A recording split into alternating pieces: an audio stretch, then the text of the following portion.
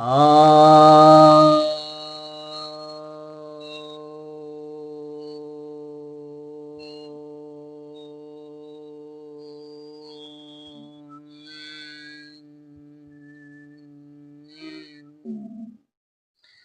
सभी भक्तजनों को सबका नमन। भक्तों, आपकी एक जिज्ञासा आई है, क्या दलित आंदोलन को दलितों ने ही खत्म कर दिया है?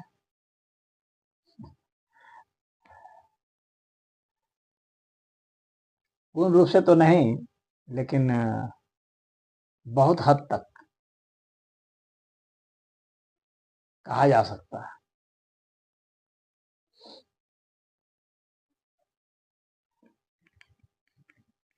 दलित आंदोलन का मुख्य अंश क्या रहा है? पहला अंश तो रहा है कि इनको राजनीतिक अधिकार मिले।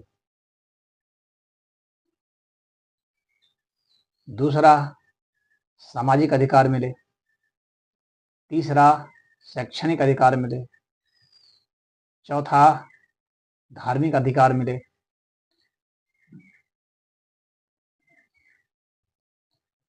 तो अब हम एक एक करके देखते हैं कि क्या इसमें आया है।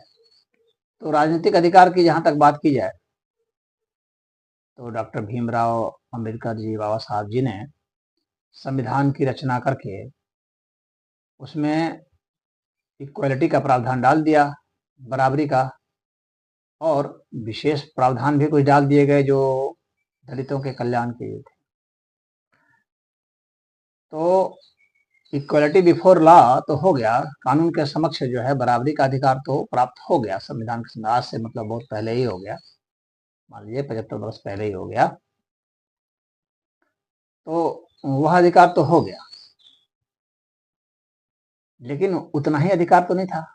बाबा साहब अम्बेडकर कहते थे कि वह तो वोट देने का अधिकार तो एक हो गया, दूसरा उसमें रिप्रेजेंटेशन कितना है, तो रिप्रेजेंटेशन के लिए भी कुछ शर्तें रख दी गई, कुछ आरक्षण रख दिए गए।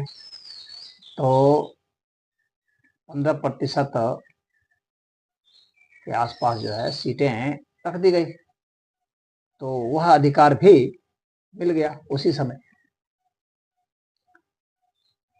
कि उतना रिप्रेजेंटेशन कम से कम, उतना प्रतिनिधित्व कम से कम होना चाहिए। तो कुछ आरक्षित सीटें रख दी गई, आरक्षण दे दिया गया, तो वह जो है मिल रहा है, आज भी मिल रहा है, तो उतना प्रतिनिधित्व है। लेकिन मात्र इतना ही उद्देश्य नहीं था बाबा साहब का, क्योंकि दलितों की संख्या तो बहुत ज्यादा है। तो ज्यादा है तो ठीक है, प्रतिनिधित्व तो ठीक है, दे दिया गया आरक्षण में, तो उतना कोई भी पार्टी चुनाव लड़ाती है तो जो आरक्षित सीटें हैं वहां तो दलित उम्मीदवार को ही लड़ाती है, तो उतने तो जीत के जाएंगे ही वहां। परंतु सवाल जो है वो सत्ता का है। एक तो अच्छा, एक और जो अधिकार मैंने बोलना भूल गया वो है आर्थिक, तो उस पर चर्चा बाद में करेंगे। तो अभी तो राजनीतिक चर्चा कर रहे हैं। तो एक जो बात है कि वहां तक उतने 15% तो जा रहे हैं, लेकिन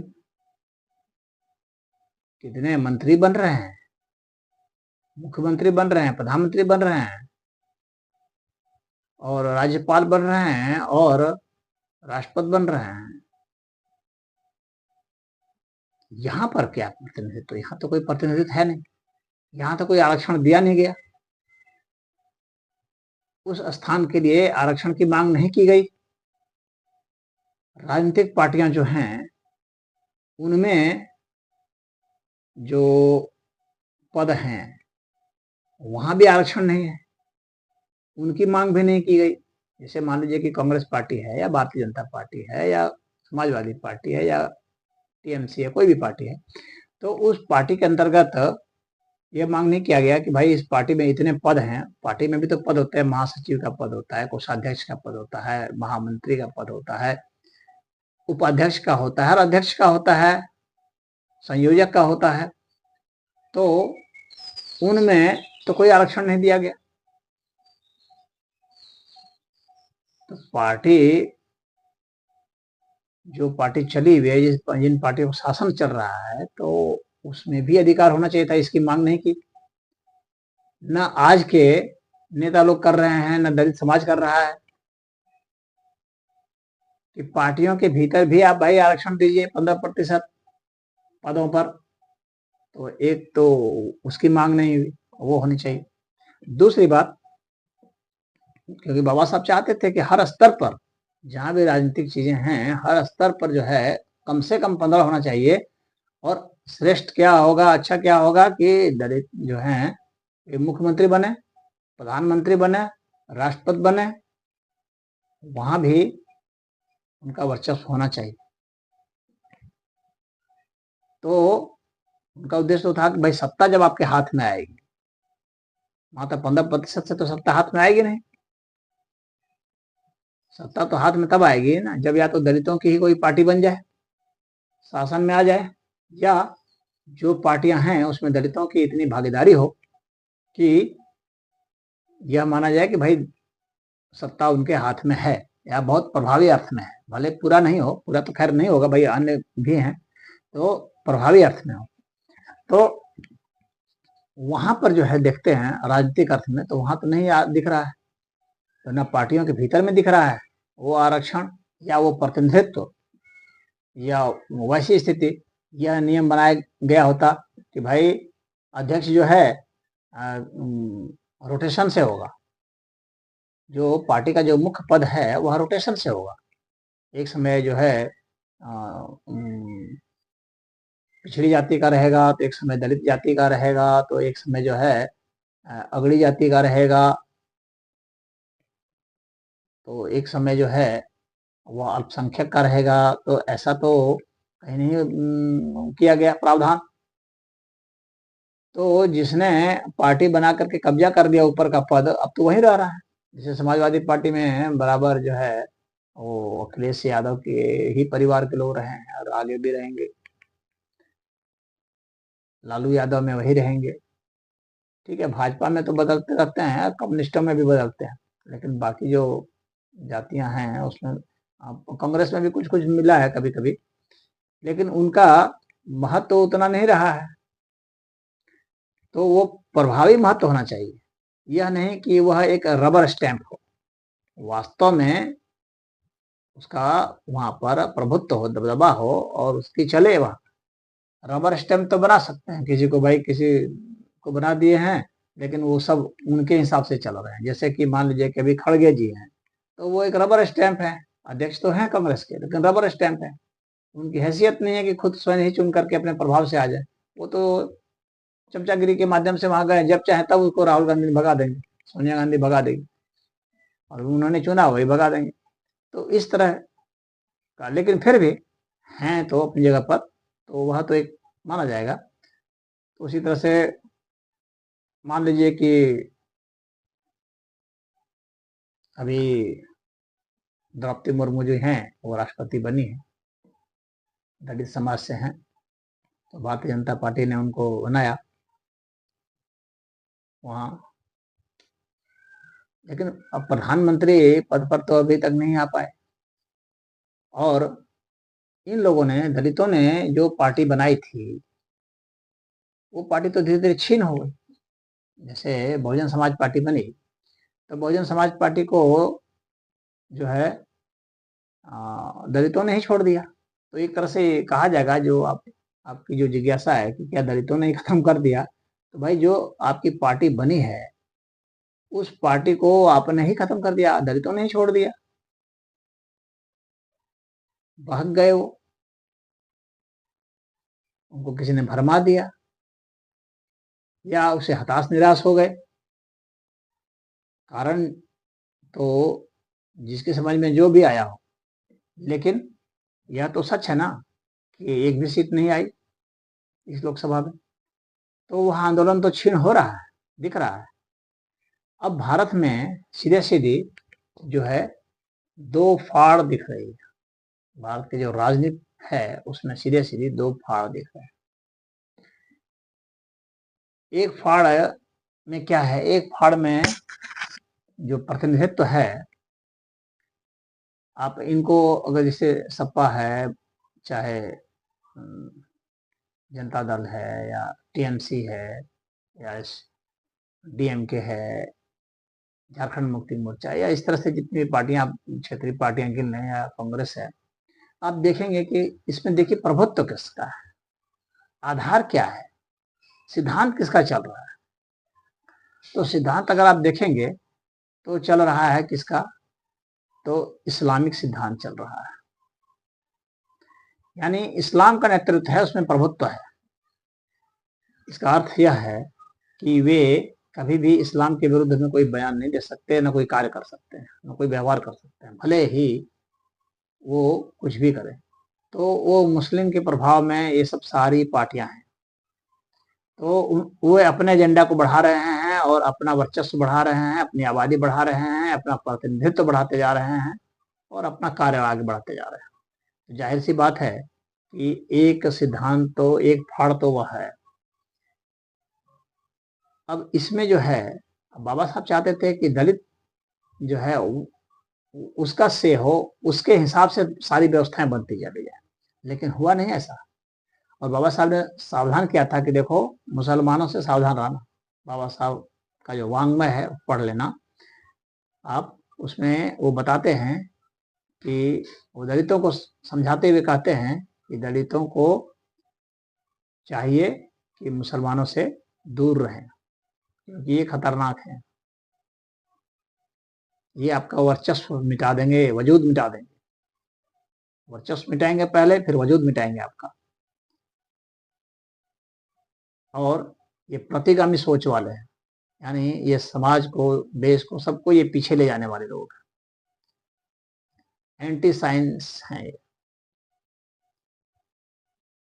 और मानवता विरोधी भी है। इसीलिए बाबा साहब ने सावधान किया था। ये असहिष्णु भी हैं, दूसरे समाज को सहन नहीं कर सकते, दूसरे को मिटाने में विश्वास करते हैं, दूसरे का हर चीज छीन लेने में विश्वास करते हैं, चाहे सभ्यता हो, संस्कृति हो, कुछ भी हो, उसका नष्ट करने में विश्वास करते हैं। इसीलिए बाबा साहब अम्बेडकर ने सावधान किया था। लेकिन हुआ क्या, इन्हीं का वर्चस्व रहा, क्योंकि ये एक मुश्त वोट देते रहे और अपनी संख्या बढ़ाते रहे, अपनी संख्या बढ़ाते रहे एन केन प्रकार, कई तरह का जिहाद करके, या अपना अधिक से अधिक बच्चा पैदा करके, दूसरों को धर्म परिवर्तन करा के, किसी तरह से ये अपनी संख्या बढ़ाते रहे। और इनका ही ये वर्चस्व है इन दलों में। आप देखेंगे इनके सिद्धांत के हिसाब से ही, इनके कल्याण के लिए जो हो सकता है, जो ये समझते हैं कि हमारे कल्याण का है, उसी को ये एजेंडा को आगू करते हैं। इसमें दलितों का कोई एजेंडा नहीं होगा, नहीं, और दलित इनके साथ ही सट गए। तो जाहिर सी बात है, जब चले गए तो इनका आंदोलन खत्म ही हो गया। आंदोलन तो उनका चल रहा है, इस्लामिक आंदोलन चल रहा है, यही सच्चाई है। आप गहराई में अध्ययन करेंगे तो पाएंगे। तो दलित इनमें सट गए। अच्छा, दलित जो है ना, वो सबसे कंफ्यूज्ड है, वो एकजुट नहीं है। क्यों? क्योंकि ये जो है धर्म के नाम पर इनमें जो है जबरदस्त बंटवारा हो गया।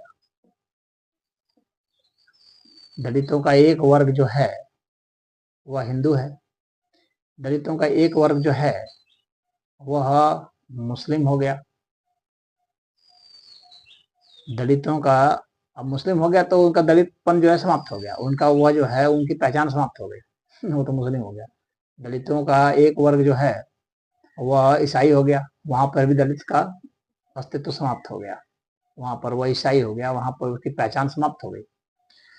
अब दलितों का एक वर्ग जो है वह बौद्ध है, वहां पर तो उसका कुछ जो है अस्तित्व, पहचान उसकी बनी हुई है।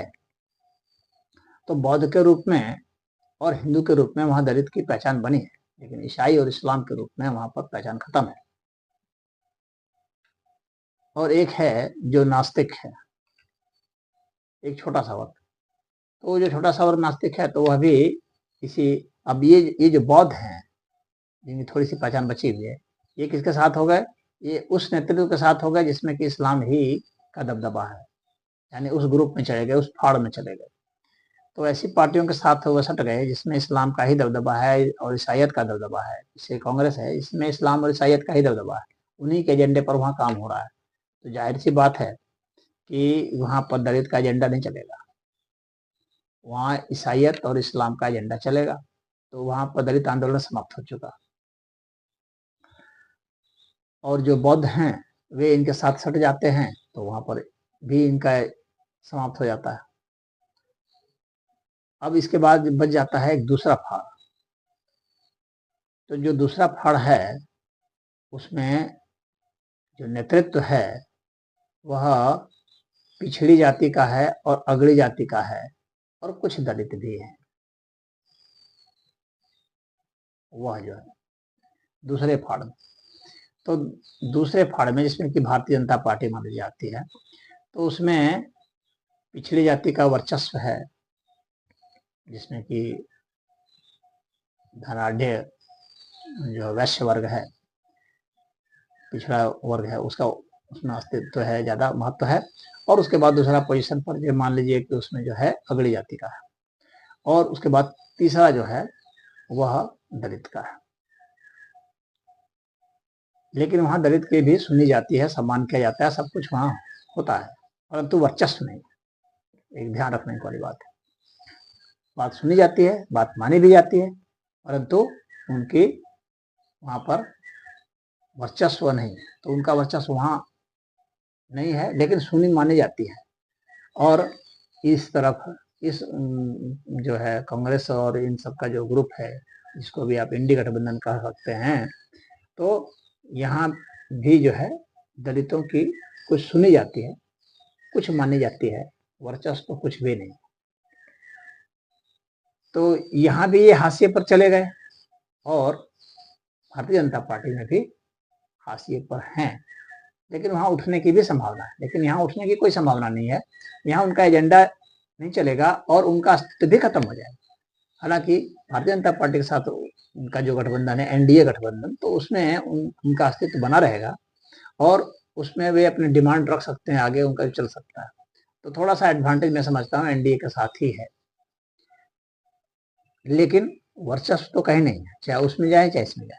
और अब तीसरा एक ग्रुप जो है, जो शुद्ध रूप से दलितों का ही था, छोटा सा ग्रुप, जिसमें कि मान लीजिए कि दलितों की पार्टी जो थी बहुजन समाज पार्टी वाला थे, तो अब इनको तो छोड़ दिया दलितों ने खुद। होता ये कि ये इसमें लगे रहते और दूसरों को जोड़ते रहते, अन्यों को जोड़ते रहते। हालांकि जोड़ने की कोशिश की थी मायावती जी ने, ब्राह्मणों को जोड़ने की कोशिश की थी और उसमें सफल भी हुए थे। और एक समय जो है वो सरकार भी बनाई थी, लेकिन अब उसके बाद फिर आगे जोड़ने में सफल नहीं हो पाए। क्यों? क्योंकि आप जिनको जोड़ रहे हैं उनको भी तो आपको कुछ लाभ पहुंचाना है। आप जोड़ रहे हैं और सिर्फ लाभ सिर्फ एक ही को देंगे, तो फिर दूसरे लोग क्यों जुड़ेंगे? प्रश्न यहाँ पर यह उठता है। उसमें तो दलित का ही प्रभाव था, उनका अस्तित्व था, उनका वर्चस्व था बहुजन समाज पार्टी में, लेकिन सिर्फ अकेले ही दम पर आप उसको इतना बड़ा आंदोलन नहीं बना सकते थे। उसमें आपको अन्य को भी जोड़ना पड़ता, जो दलित के प्रति हमदर्द होते और दलित के साथ चलने को तैयार होते, और उनको भी कुछ आप लाभ देते। लेकिन यहाँ पर क्या खेल हुआ, क्यों नहीं जुड़े? इसके पीछे कारण है कि मायावती जी भी जो हैं वो उसी मोह में फंस गई, वही जो बाबा साहब अम्बेडकर ने मना किया था उसी मोह में फंस गई। वो जो है मुसलमानों को साथ ले लिया। अब उन्होंने कॉम्बिनेशन बना लिया, इस्लाम प्लस दलित प्लस ब्राह्मण, लेकिन यह जो है बेमेल गठजोड़ हो गया, ये नहीं चला। उनको इस्लाम को छोड़ देना चाहिए था, तब सफल हो जाते, तब वह आंदोलन राष्ट्र स्तर का होता। दलित उसमें रहते, ब्राह्मण को जोड़ ही दिया था, अन्य को धीरे धीरे जोड़ते और उनके हित के लिए भी काम करते, उनके हित के लिए भी काम करते, तो उसमें दलितों का वर्चस्व रहता, दलितों का अस्तित्व रहता और वो आगे बढ़ता जाता, आंदोलन बढ़ता जाता। लेकिन उन्होंने इस बार उनको अस्तित्व में इस बार एहसास हुआ है उनको कि मुसलमानों को हमने टिकट दे करके उनको उनका वोट लेने के चक्कर में जो है हमने सीटें बहुत गवा दी, एक भी नहीं आया। इस बार उनको पता चला है और उन्होंने कहा है कि हमने अगली बार जो है इस विषय में सोचेंगे। तो यह सोचना चाहिए था, दलित आंदोलन तभी सफल होगा जब बाबा साहब अम्बेडकर के सिद्धांत पर चलेंगे। और बाबा साहब अम्बेडकर ने स्पष्ट कहा था कि आपको जो है मुसलमानों से दूर रहना है। तो मुसलमानों से और ईसाइयों से अगर दूर रहेंगे तो तब आपका वर्चस्व बनता रहेगा, और जहां इनसे सट गए आप तो इनका एजेंडा उसमें घुस जाएगा और फिर आपका दलित आंदोलन खत्म हो जाएगा। तो यह गलती उन्होंने की है। तो उनको सदैव जो है यह सोचना चाहिए कि कैसे हम इसमें आगे बढ़ सकते हैं, एजेंडा कैसे चला सकते हैं। तो उसमें अन्य बिरादरी को भी जोड़ते जाएं, लेकिन मुस्लिम से और ईसाई से, इनसे बिल्कुल अलग होकर के चले, तो दलित एजेंडा जो है आपका चलेगा, आंदोलन वो चलेगा। दूसरी बात है कि दलितों को आपने, अगर हम अब आर्थिक मोर्चे की बात करें तो कहाँ पर आर्थिक प्रावधान आपने दिया, यह एक बहुत बड़ी बात होती है। जो संसाधन हैं देश के उसमें कहाँ हिस्सा दिया, तो वहां पर हिस्सा आपको देना चाहिए था। इस हिस्से की बात बाबा साहब ने भी नहीं की। संविधान में प्रावधान नहीं रखा कि बजट में कितना प्रावधान होना चाहिए। और बजट की ही बात नहीं है सिर्फ, जितने भी संसाधन हैं, वन संसाधन है, खनिज के संसाधन हैं, उन सब में कितना हिस्सा दिया दलितों को, इसकी मांग उठानी चाहिए थी और इसको शामिल करना चाहिए था। बहुजन समाज पार्टी को अपने एजेंडा में शामिल करना चाहिए था, जो उन्होंने नहीं किया। कि जितने भी संसाधन जो है, प्राकृतिक संसाधन है, उनका दोहन होता है, उसमें का हिस्सा चाहिए। जितने भी कंपनियां हैं उसमें हिस्सा चाहिए, परंतु यह मांग सिर्फ दलितों के लिए नहीं उठाना चाहिए, क्योंकि तब आप आंदोलन नहीं बन पाएगा। दलितों को वर्चस्व में रखिए, लेकिन अन्य जो आपसे जुड़ रहे हैं ना, उनको भी आपको लाभ देना होगा। अगर आप ऐसा सोचें कि खाली दलितों को लाभ देंगे और अन्य को, जो आपसे सटेंगे, पिछड़ी जाति सटेंगी, चाहे अगड़ी जाति सटेंगी, तो उनको लाभ नहीं देंगे, तो फिर आपका आंदोलन फुस हो जाएगा। तो दलितों को देते हुए अन्य को भी आप देते रहेंगे तो आपका आंदोलन चल सकता है। तो जितने संसाधन हैं उसमें भी उनका हिस्सा दीजिए। तो यह जो है आर्थिक वो कीजिए, लेकिन सिर्फ जो है नौकरियों में, सरकारी नौकरियों की बात करते रह गए और सरकारी नौकरी में ही आरक्षण की बात करते रह गए, तो वो तो आरक्षण मिला ही हुआ है। अब उसको नया क्या मिल रहा है उसमें?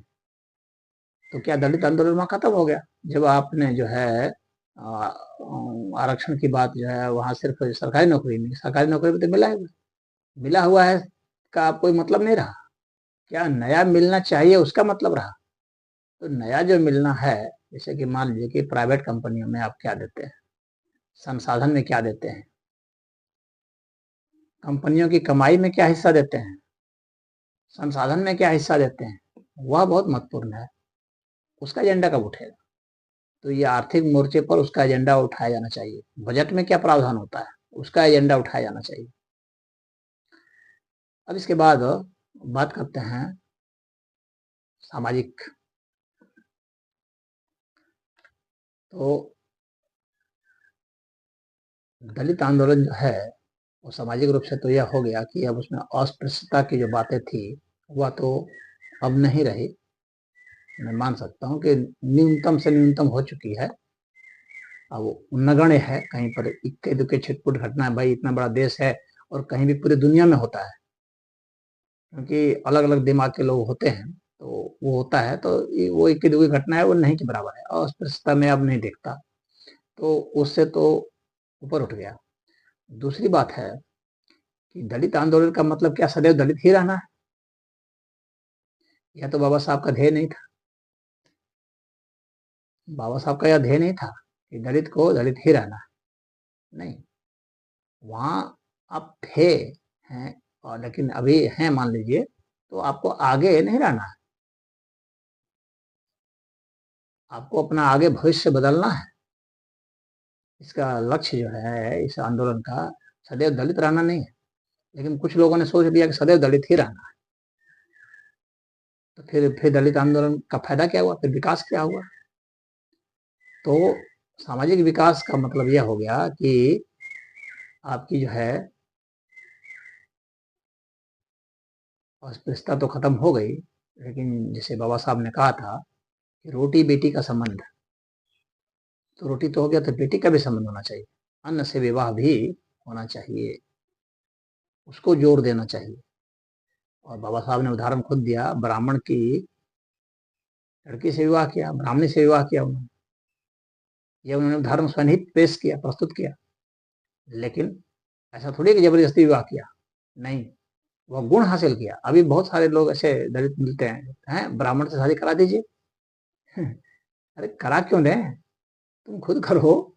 कराने का मतलब क्या, ऐसा थोड़ी है कि वो जो है उनकी लड़की बेकार पड़ी हुई कि आपके पास आ जाएगी, नहीं, आप खुद अपने में वो प्रतिभा विकसित कीजिए, जैसे डॉक्टर भीमराव अंबेडकर जी ने विकसित किया कि ब्राह्मण की लड़की उनके पास खुद ही ऑफर करने आ गई और विवाह उनका हो गया। तो वह प्रतिभा, वह गुण विकसित कीजिए कि वे खुद आ जाएं। तो वह उन्होंने बात की है, गुण विकसित। तो दलित आंदोलन का एक ध्येय वह भी है कि आप जो है ऐसी स्थिति में अपने को पहुंचा दें कि दूसरे लोग आपसे विवाह करने लगे और जो है ये जो सामाजिक दूरियां थी वो समाप्त हो जाए।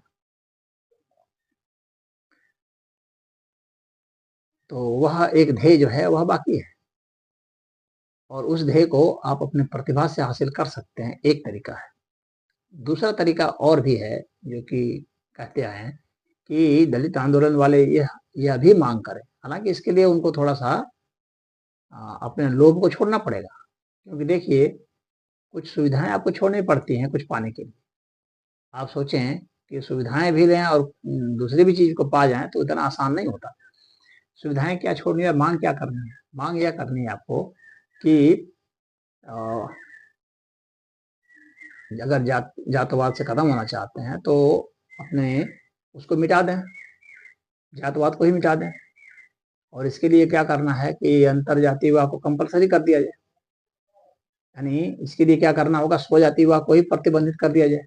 इसकी मांग उठनी चाहिए। तो दलित आंदोलन में यह एक मांग, बहुत महत्वपूर्ण मांग है कि स्वजाति विवाह को प्रतिबंधित किया जाए, ताकि सभी जो है मजबूर हो जाएं दूसरी जातियों में विवाह करने के लिए और जातवाद खत्म हो जाए।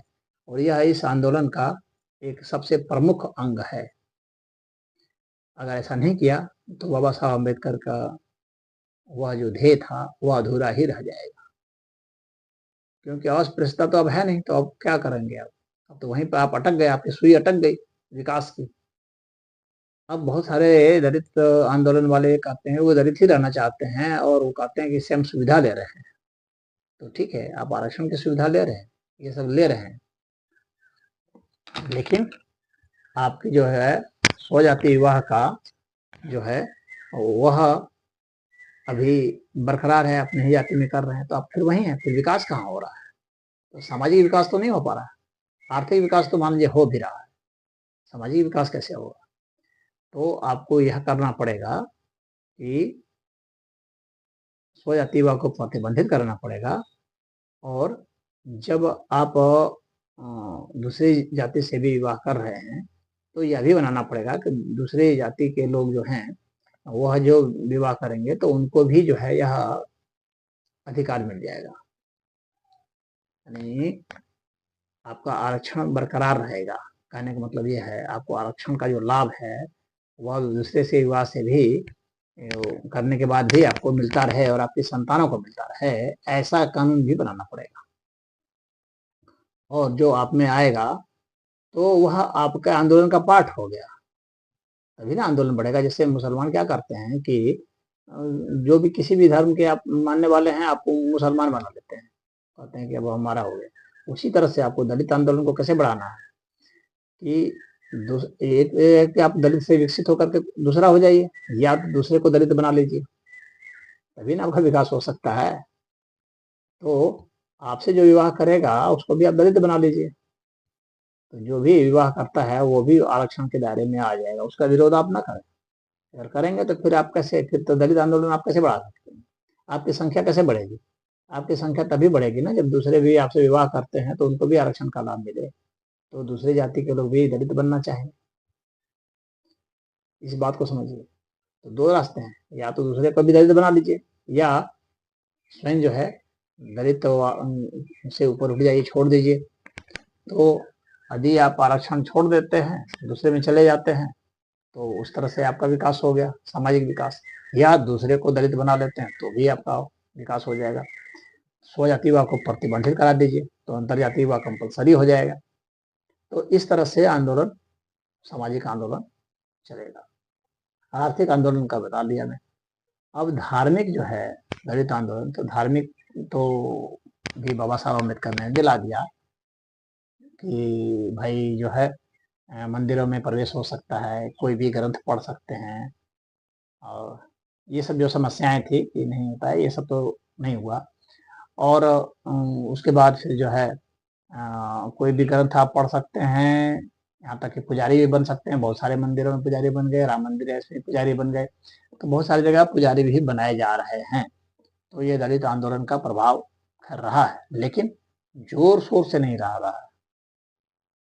इसमें थोड़ा सा जोर देने की जरूरत है, और इसमें जो इस तरह के जो धार्मिक नेता हैं, जो साधु संत हैं, साधु संत तो खैर बहुत सारे दलित साधु संत हैं, मैं खुद भी कितनों को जानता हूँ, बहुत सारे हैं। तो और उनके जो सहानुभूति रखने वाले हैं तो उनका समर्थन जरूरी है, और जो विरोध करने वाले हैं उनका विरोध, जो इस सिद्धांत का विरोध कर रहे हैं कि दलितों को जो है वो जो है पुजारी नहीं बनाया जाए, जो पार्टी या जो संत इस तरह से विरोध करते हैं, या जो संस्था ग्रुप जो विरोध करते हैं, उनका विरोध करना भी जरूरी है, और जो समर्थन करते हैं उनका साथ देना और उनको बढ़ाना भी जरूरी है। तो वह है। और बाकी तो खैर जहाँ तक शास्त्र की बात है, तो शास्त्र में तो कहीं भेदभाव मैं सनातन धर्म में नहीं देखता हूँ। वेद में, उपनिषद में, गीता में इस तरह कहीं कोई भेदभाव नहीं है। आध्यात्मिक विकास के लिए किसी को मना नहीं किया गया है। यहाँ तक कि स्वयं डॉक्टर भीमराव अम्बेडकर जी ने कहा है कि गीता में तो भगवान ने चांडाल को भी मुक्ति की बात की है, और चांडाल के साथ भी सम व्यवहार की बात की है, और उसको भी पंडित माना है। तो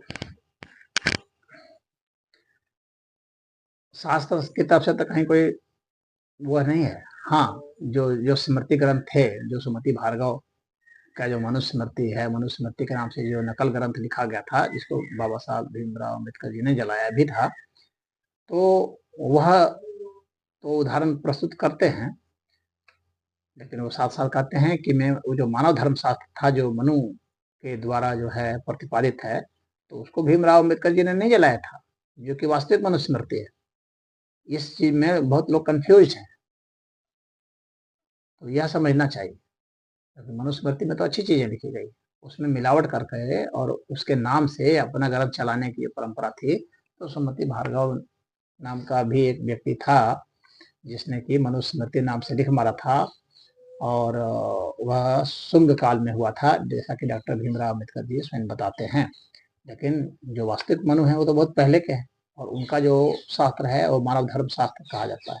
तो उसमें तो बहुत ही, उसमें किसी के प्रति कोई ऐसा भेदभाव जैसा बर्ताव नहीं है, जैसा कि ये सुमति भार्गव के मनुस्मृति में है।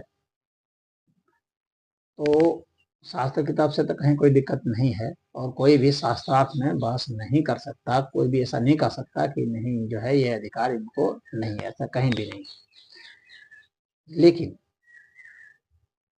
फिर भी यहाँ पर एक लेकिन लगता है, तो आपको वहाँ उसके लिए आगे बढ़ना पड़ेगा उस क्षेत्र में, और चुनौती देनी पड़ेगी, और शास्त्र से भी करना पड़ेगा, और शास्त्र में साथ में एक और चीज करना पड़ेगा, जो कि यहाँ पर मैं राजनीतिक पुट कुछ देना चाहता हूँ, और वह यह है कि जितने भी मंदिर हैं उन मंदिरों में भी यह मांग उठनी चाहिए, और ये कानून के द्वारा, ये नेताओं के द्वारा, कि उन मंदिरों में जितने भी मंदिर हैं उसमें भी दलितों का आरक्षण हो।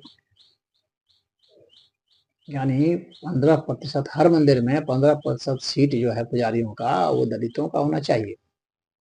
इसका भी डिमांड रखा जाना चाहिए। यह दलित आंदोलन का कर्तव्य है।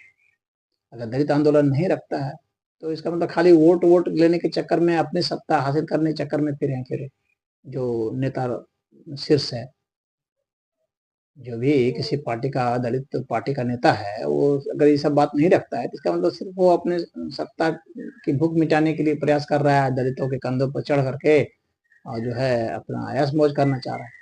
तो वह दलित आंदोलन का हिस्सा नहीं है।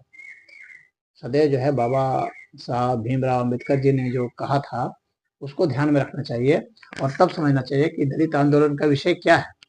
तो दलित आंदोलन के विषय में यह है, जरूर है कि वो उन पार्टियों से निवेदन किया जाए और कहा जाए कि आप जो हैं जितने भी मान्यता प्राप्त आश्रम हैं, टेम्पल्स हैं, जो रजिस्टर्ड हैं, कहने का मतलब जिनकी समितियां बनी हुई, ट्रस्ट बने हुए हैं,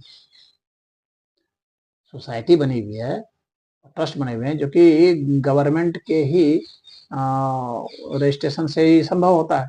तो ऐसे जितने भी मंदिर हैं और आश्रम हैं, जहाँ भी ऐसे जो कि रजिस्टर्ड हैं, मान्यता प्राप्त हैं, तो वहाँ पर जो है यह 15% आरक्षण वाला सिस्टम वहाँ भी लागू होना चाहिए।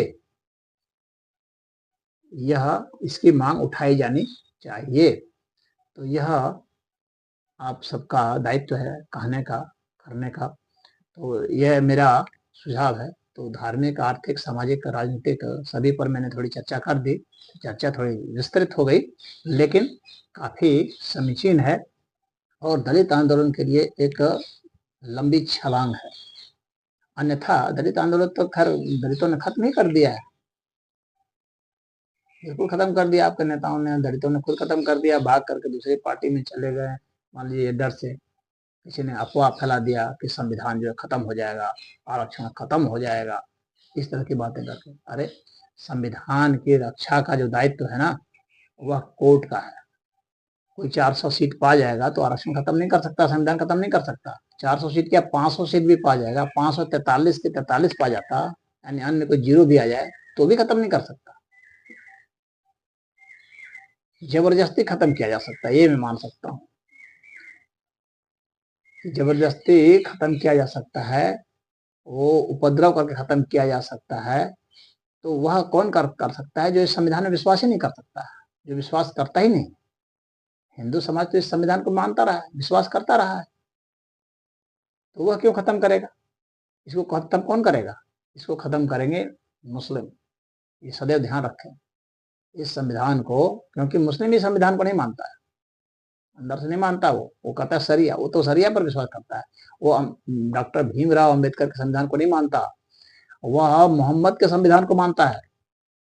और हर जगह पूरी दुनिया में, भारत नहीं पूरी दुनिया में ही वह हर जगह सरिया कानून की बात करता है। तो सरिया संविधान उनका संविधान है, तो वे खत्म कर सकते हैं। तो आपको उनके साथ सटते हैं तो इसका मतलब है कि आप स्वयं ही बाबा साहब के संविधान को खत्म करना चाहते हैं। तो यहाँ आपको सावधान रहने की जरूरत है। तो आपको किसी ने डरा दिया, धमका दिया, बहका दिया, तो आप जो है मायावती जी का साथ छोड़ दिए, दलित आंदोलन का साथ छोड़ दिए, या उन पार्टियों का साथ छोड़ दिया जो कि दलितों के उत्थान की बात करते हैं। तो आपको वहां पर, जहां पर जो दलित आंदोलन की पार्टियां हैं या जो दलितों के संदर्भ में बात करती हैं, तो वहां पर इन सारी बातों को देखिए कि कौन उठा रहा है आपके मुद्दे को, उनके साथ आप सटिए। तो जरूरी नहीं है बहुजन समाज पार्टी के साथ सटे, जो भी पार्टी इन सारी बातों को जो मैंने बताई इनको उठा रहे हैं, उनके साथ आपको सटना चाहिए। चाहे वह बहुजन समाज पार्टी हो, चाहे जनता राज पार्टी हो, चाहे कोई और पार्टी हो जो भी बन रही है। मैं यह नहीं कहता हूँ कि एक ही, लेकिन देखिए कि क्या ये सही में जो मैं कह रहा हूँ, इससे आप सबका भला हो सकता है कि नहीं, और देश का, समाज का भला हो सकता है कि नहीं। तो संविधान की रक्षा का दायित्व तो जो है यह जजों का है, और कोई भी पार्टी कितनी भी सीट ले आए उसको खत्म नहीं कर सकते। खत्म तभी कर सकते हैं जब हम जज को ही मारना शुरू कर दे, संविधान को नहीं माने। तो ऐसा तब होगा जब इस्लामिक सरकारें बन जाएगी, जब जिसमें मुस्लिम बहुत संख्यक में जो है प्रधानमंत्री बन गए, सब बन गए, उनके मंत्री सांसद बहुत हो गए और आबादी बढ़ गई, तो वे सब बलवा कर देंगे और जबरदस्ती वो करेंगे, जैसे बांग्लादेश में उन्होंने कर दिया, पाकिस्तान में कर दिया, हर जगह कर देंगे। तो वहाँ वे कर सकते हैं, दूसरे नहीं कर। हिंदू समाज तो संविधान को स्वीकार कर सकता है। अब रही संशोधन की बात, संविधान में संशोधन का, तो संविधान में खुद ही प्रावधान दिया गया है संशोधन करने का। संविधान में संशोधन करना संविधान को हटाना नहीं है, संविधान में संशोधन करना संविधान का विकास करना है। विकास तो होना ही चाहिए, कभी भी स्टेबल नहीं हो सकता है, क्योंकि समाज के नियम कानून जो हैं वो समाज की मान्यताओं के हिसाब से बदलते हैं, समाज की जरूरतों के हिसाब से बदलते हैं, बदलने चाहिए भी। तो संविधान में संशोधन करना एक दूसरी बात है, और संविधान को बिल्कुल हटा करके रिप्लेस करके दूसरा ले आना जो कि मानव विरोधी, ये जो संशोधन होते हैं ना, ये मानव के विकास के लिए होते हैं, बेहतर के लिए होते हैं। तो बेहतर के लिए, मानव समाज के बेहतर के लिए तो संशोधन होना ही चाहिए, लेकिन जो बदतर के लिए हो जाए तो वो संविधान का नाश करना है। जो प्रतिगामी हो, पीछे ले जाता है, वह संविधान का नाश करना। तो वैसा जो है सिर्फ और सिर्फ जो है ये मुस्लिम सभी कर सकते हैं, क्योंकि वे ही जो है विकास विरोधी होते हैं, वे ही असहिष्णु होते हैं, वे ही जो है एक अपना संविधान लेके चल रहे हैं शुरू से ही, और आज तक चल रहे हैं, पूरी दुनिया में चल रहे हैं। तो उनका अपना एक संविधान है जिसको कि वे लागू करना चाहते हैं और हर जगह करते हैं, और वो प्रतिगामी संविधान है। अगर उनका भी संविधान बहुत अच्छा होता तो मानने में कोई दिक्कत नहीं थी। अगर शरिया कानून अच्छा होता तो कोई दिक्कत नहीं थी, लेकिन अच्छा है नहीं ना। अगर अच्छा होता तो फिर कोई बात नहीं है, लेकिन अच्छा तो है नहीं। वहां तो स्त्रियों को आज़ादी नहीं है, दूसरे धर्म वालों को आज़ादी नहीं है, मारने की बात है, कोई भी स्वतंत्र विचार नहीं रख सकता, स्वतंत्र कार्य नहीं कर सकता। तो वहां पर तो उस तरह से मारने की आज़ादी है, विज्ञान विरोधी है, उस तरह की आज़ादी है। तो इसलिए वह मान्य नहीं हो सकता। तो कोई भी जो विधान है किसी का भी, तो वह तभी न लागू होना चाहिए जब वह बेहतर हो। बदतर को लागू नहीं कराया जा सकता है। तो बेहतर बनाने के लिए संविधान में खुद ही प्रावधान दिया हुआ है कि आप जो है संविधान का संशोधन कीजिए। तो संविधान का संशोधन करने के भी नियम है, उन नियमों की रक्षा करना जो है कोर्ट का दायित्व है। इसलिए संविधान खत्म नहीं होगा। इसलिए इस भ्रम में, झूठी बात में, हाँ खत्म हो सकता है सिर्फ और सिर्फ एक ही शर्त पर, और वह यह है कि या तो मिलिट्री शासन हो जाए। मिलिट्री जोर जबरदस्ती से खत्म किया सकता है, मिलिट्री शासन हो गया, संविधान खत्म हो जाएगा, एक संभावना वह है। और दूसरी संभावना यह होती है कि इस्लामिक लॉ, शरिया लॉ लागू हो जाएगा, तो वो खत्म हो जाएगा, क्योंकि जिसमें जज का कुछ नहीं चलेगा। जहाँ जोर जबरदस्ती जुल्म से सब होता है तो वहां जज क्या कर लेगा। अन्यथा हम लोग को जो संविधान में प्राप्त प्रावधान दिए गए हैं जज को, कि वो संविधान के उन्हीं चीजों में संशोधन होने दे जो कि बेहतर के लिए है, मौलिक अधिकारों में संशोधन नहीं होगा। और जो संविधान की जो मूल भावना है उसके विरुद्ध में कोई भी संशोधन जो है उसको स्वीकार नहीं करेंगे जज। ये जो है केशव नंदा भारती केस जो है उसमें हुआ था, गोलकनाथ केस में हुआ था, ये सब तो काफी प्रचलित केसेस हैं जो दृष्टांत हैं, तो उससे यह सिद्ध होता है। तो इसलिए आप लोग को इसमें इस विषय में जैसे डरने की आवश्यकता है उसी से डरिए, एक सेना से और एक इस्लाम से, दो।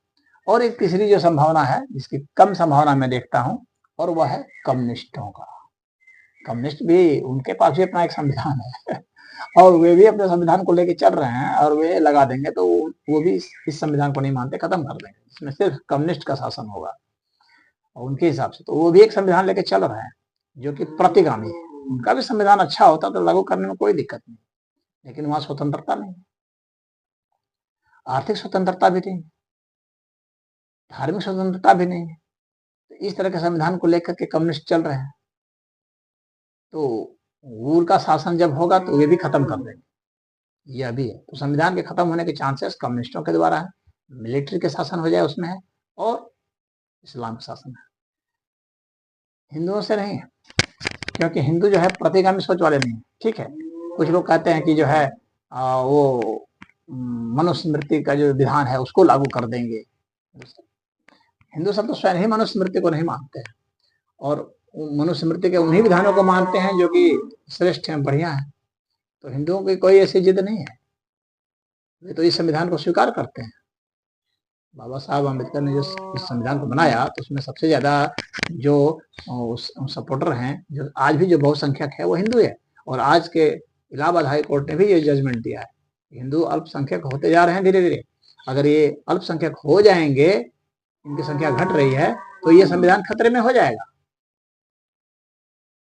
तो ये संविधान आज बचा है तो सिर्फ हिंदुओं की वजह से। बाबा साहब अम्बेडकर के संविधान को किसने पारित किया? हिंदुओं ने पारित किया। उसमें हिंदू ही सबसे ज्यादा थे।